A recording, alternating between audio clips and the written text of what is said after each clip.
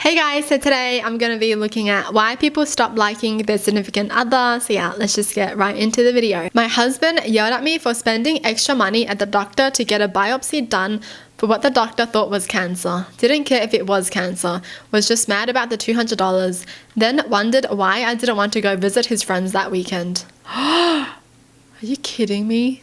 He doesn't even care about her well-being at all. Well, that's just one way to tell that your partner doesn't love you. That's sad. When I was with my ex, I had to pick him up from work one day, so I made an effort to fix my hair and makeup and put on his favorite perfume. When I arrived, he accused me of getting dolled up for someone else and aggressively insisted that I cheated on him. Gross. That is gross. Well, that's definitely a good reason to leave him, honestly. Like, insecurity like this is just a turn off. Someone always thinking that you're cheating on them is a turn off. Someone who can't trust you is a turn off. I suffered a head injury that made it hard for me to do some basic things like bake or cook. After some time, I finally tried baking again. He saw the dirty dishes while I was in the middle of cleaning up. He got angry and screamed at me about how inconsiderate I was, dirtying dishes and leaving them. I was making him his favorite dessert. I have never sobbed like that before. Instead of being proud of my progress, he said some of the worst things I've ever heard. That's the moment I woke up. It took some time, but I left him not long after. My divorce was final earlier this month. Good! I'm glad she left him. What the heck? Oh my gosh, this is making me mad. Like, you're supposed to encourage your lover to make them continue to do the things that they've always wanted to do if they couldn't do it after suffering from something, you know? How are you going to scream at them for dirtying the dishes because they're cooking? Like, dude, they're cooking. Obviously, the dishes are going to be dirty. When my husband was on baby duty, our son was 3 weeks old, and I woke up to our son screaming and crying. My husband was completely passed out with red wine. Oh, that's no good. Well, then some people, when I found myself wishing he'd have an affair so I could finish things without being the bad guy. That's sad. Sad for the guy. When my sister had a tragic car accident and died, I went crying to him and he tried to seduce me. And then I was planning my sister's funeral with my family and simultaneously watching him cheat on me in real time. He left his Facebook logged into my phone and was inviting his ex over because I was too busy planning the funeral. You're not going to be there to comfort them, but you're just going to be like a horny trash head. Dude, married for 32 years, both of us were very active, and over the years we often commented on how we could never see ourselves without the other person. At around year 20, I was diagnosed with a degenerative disease. I shared all the information and prognosis with him. He was supportive in many ways.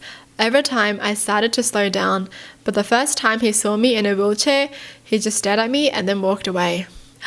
It was like a knife in my heart because I knew at that moment that I didn't want to be with someone who would look at me with pity or disgust or would never again see me first and not my disability. He just walked away when he saw her in a wheelchair. We volunteered to foster kittens. Seeing how little patience he had with those innocent little fluffheads made me see him in a different perspective. I remember the exact moment. He got angry at a kitten for not wanting to play with him and how he was hiding under the couch. I kept saying to him, she's scared, just leave her alone. She's allowed to hide until she feels safe. And I was like, damn, that's me. The very next day, I started planning my escape. I never left him alone with the kittens we fostered, and I gave the animal shelter a heads up so he wouldn't be on their foster list anymore. Got rid of my man, but ended up adopting a kitten. Oh, good. Animals over people. When I realized all my husband is interested in is giving the bare minimum. I don't even mind if it's just for me, but we have 2 beautiful but very challenging special needs kids. They deserve better.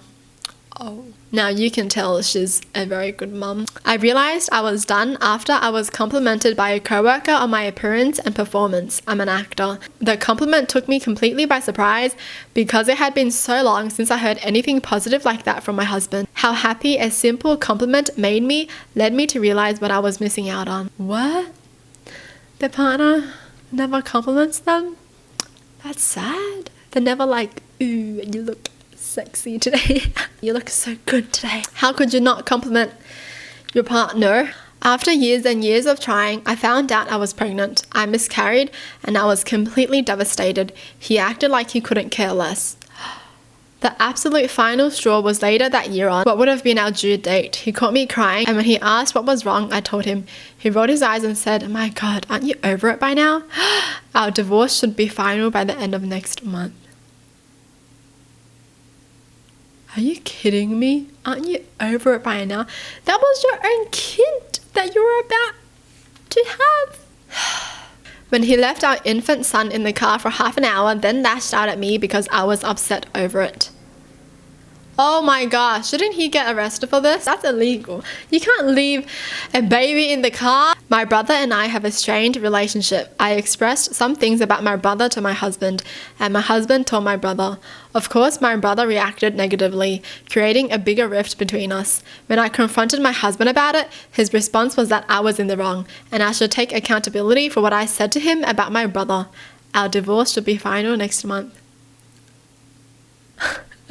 So the husband snitched on her. Like, why would you do that to your wife?